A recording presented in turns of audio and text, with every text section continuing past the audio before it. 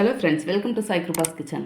இன்றைக்கி நம்ம வாழைப்பழம் சேர்த்து ரொம்பவே ஈஸியான ஒரு மஃபின்ஸ் ரெசிபி தான் பார்க்க போகிறோம். சாக்கோ வாழைப்பழ மஃபின்ஸ் நல்ல சாஃப்டாக ரொம்பவே குயிக்காக எப்படி பண்ணுறதுன்னு பார்க்கலாம் வாங்க.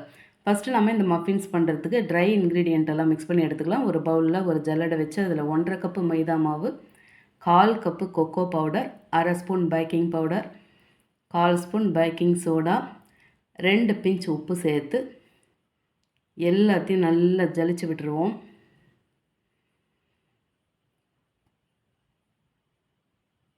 நல்லா ஜலிச்சு எடுத்தாச்சு. இப்போ ஒரு ஸ்பூன் வச்சு நல்லா கலந்து விட்டுக்கலாம். கலந்து விட்டாச்சு, தனியாக வச்சுருவோம். இப்போ இன்னொரு பவுலில் நல்ல பழுத்த பழம், இந்த பூவன் பழம் தான் நான் எடுத்திருக்கேன். 4 பழம் சேர்த்து ஒரு ஃபோர்க்கு வச்சு நல்ல குழைய மசிச்சு எடுத்துக்கலாம். நீங்கள் இந்த பூம்பழத்துக்கு பதிலாக பச்சை வாழைப்பழம் இருந்தாலும் எடுத்துக்கலாம். நல்ல குழைய மசிச்சு எடுத்தாச்சு. இப்போ இது கூடவே ஒரு முட்டையை உடைச்சி சேர்த்து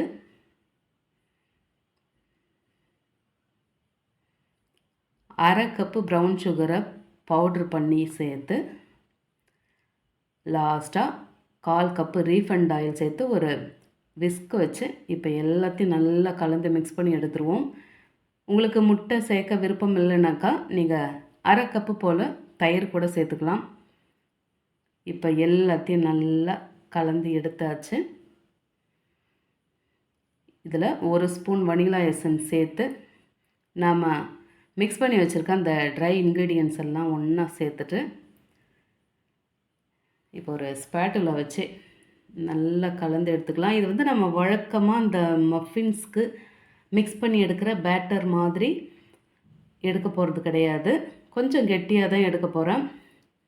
இது கூடவே 4 டேபிள் ஸ்பூன் நான் மாவு எக்ஸ்ட்ரா சேர்த்துருக்கேன். உங்களுக்கு கொஞ்சம் சாஃப்டாக இருக்கட்டும்னு நினச்சிங்கனாக்கா மாவு எக்ஸ்ட்ரா சேர்க்க வேண்டாம்.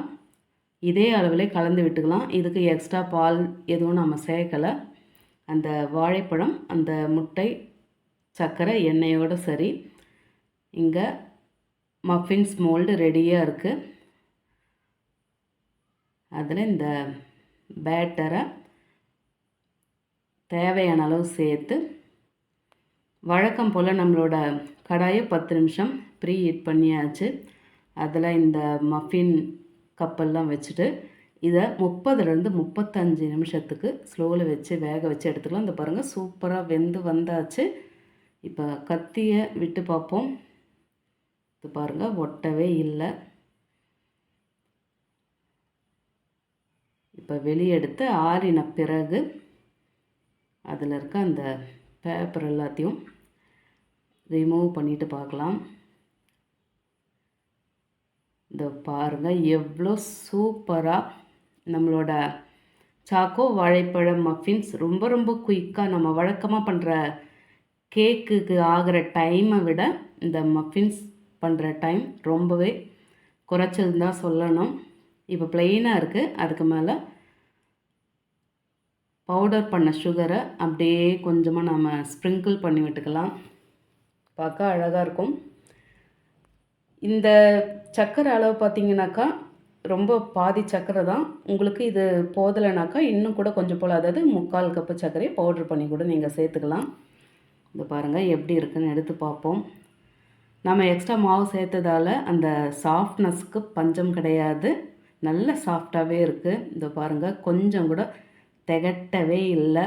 ரொம்பவே சூப்பரான, ரொம்பவே ஈஸியாக பண்ணக்கூடிய இந்த சாக்கோ வாழைப்பழ மஃபின்ஸை நீங்களும் செய்து பசங்களுக்கு தந்து சாப்பிட்டு எப்படி இருந்ததுன்னு மறக்காமல் கமெண்ட்டில் சொல்லுங்கள். ரெசிபி பிடிச்சிருந்தால் லைக் பண்ணி அப்படியே நம்ம சேனலை சப்ஸ்கிரைப் பண்ணி பக்கத்தில் பெல் ஐக்கான் அழுத்தி அதில் ஆலையும் டிக் பண்ணிக்கோங்க.